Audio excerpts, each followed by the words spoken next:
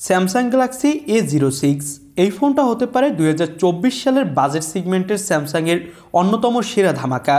বাংলাদেশের মার্কেটে কয়েকদিনের মধ্যেই ফোনটা অফিসিয়ালভাবে চলে আসবে, আর আজকের ভিডিওতে ফোনটা নিয়ে বিস্তারিত জানতে পারবেন।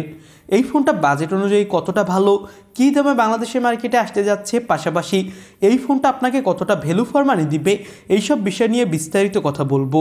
চলুন ভিডিও শুরু করা যাক। শুরুটা করব ফোনটার লুক এবং ডিজাইন দিয়ে। ফোনটার ব্যাক প্যানেলে ইউজ করা হয়েছে পলিকার্বনেট, তবে এখানে গ্লোসি ফিনিশ দেওয়ার ফলে ফোনটা দেখতে অনেক বেশি জোস লাগছে। মার্কেটে এই ফোনটা আপনি তিনটা আলাদা আলাদা কালার ভেরিয়েন্টে অ্যাভেলেবেল দেখতে পাবেন। তিনটা কালারই কিন্তু এক কথায় জোস, এবং এই ফোনটাতে আপনি পেয়ে যাবেন পলিকার্বনেটের বডি, এবং এই ফোনটার ব্যাক সাইডে দেওয়া হয়েছে ডুয়েল ক্যামেরা সেটআপ, বক্সি টাইপের, এবং নিচের সাইডে পাবেন ইউএসবি টাইপ সি পোর্ট, 3.5 মিলিমিটারের অডিও জ্যাক এবং মাইক্রো স্পিকার গ্রিল। সব মিলিয়ে ফোনটা ভালো, এবং এই ফোনটা IP54 সাপোর্টেড। ফোনটাতে সাইড মাউন্টেড ফিঙ্গারপ্রিন্ট সেন্সর পাবেন, আর এখানে দেওয়া হয়েছে ডুয়েল সিম কার্ড স্লট, সাথে এক্সট্রা মেমোরি কার্ড স্লট পাচ্ছেন। সামনে দেওয়া হয়েছে একটা water drop notch cutting display, যেটা হলো 6.58 ইঞ্চি মাপের, এবং এটা PLS LCD প্যানেল এবং HD+ রেজলিউশনের। এর রিফ্রেশ রেট দেওয়া হয়েছে 60 হার্টজ।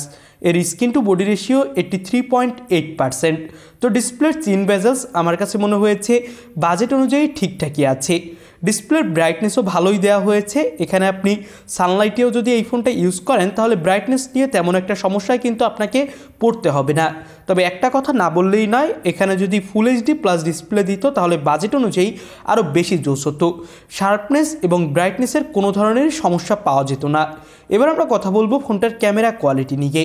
ব্যাকসাইডে ফোনটাতে দেওয়া হয়েছে 50 মেগাপিক্সেলের প্রাইমারি ক্যামেরা, সাথে পাবেন একটা 2 মেগাপিক্সেলের ম্যাক্রো ক্যামেরা। ব্যাকসাইডের ক্যামেরা দিয়ে তোলা কিছু ছবি আপনি দেখতেই পেলেন।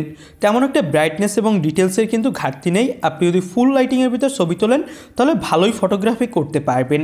ফোনটার ফ্রন্টে দেওয়া হয়েছে 8 মেগাপিক্সেলের সেলফি ক্যামেরা, যেটা দিয়েও আপনি ফুল HD+ রেজলিউশনে ভিডিও করতে পারবেন। এবার আমরা ফোনটার পারফরমেন্স সেক্টর নিয়ে কথা বলি।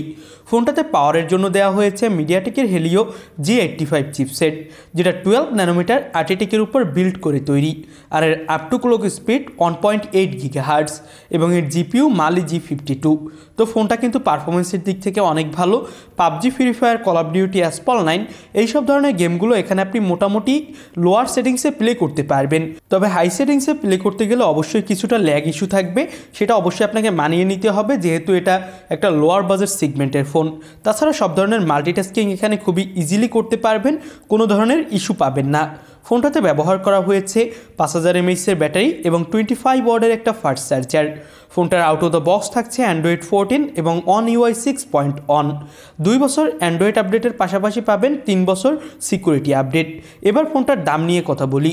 ফোনটার বেস ভেরিয়েন্ট 464 দাম রাখা হয়েছে 9999 রুপি, যেটা বাংলাদেশি টাকা কনভার্ট করলে হয় 14,000 টাকা। টপ ভেরিয়েন্ট 4128GB ভেরিয়েন্টের দাম দাঁড়ায় বাংলাদেশি টাকায় 17,000 টাকার আশেপাশে। তো বাংলাদেশের মার্কেটে যখন ফোনটা অফিসিয়ালভাবে আসবে তখন বেস ভেরিয়েন্ট হতে পারে 16,000 টাকার আশেপাশে, আর টপ ভেরিয়েন্ট 20,000 টাকার আশেপাশে। এই ফোনটাতে কিন্তু আপনি বেশ কয়েক বছর আপডেট পাচ্ছেন, তো আপডেটজনিত কোনো সমস্যা নেই। পাশাপাশি স্টাইলিশ ডিজাইন সব মিলিয়ে স্যামসাংয়ের ফোন হিসেবে আমার কাছে ফোনটা ভালোই লেগেছে। দেশের মার্কেটে আগামী 1 থেকে 2 মাসের মধ্যে ফোনটা অ্যাভেলেবেল হবে। তো এই তো ছিল আজকের ভিডিও। ভালো লাগলে লাইক করে দিবেন। নতুন কোনো ভিডিওতে আপনাদের সাথে কথা হবে। আল্লাহ হাফেজ।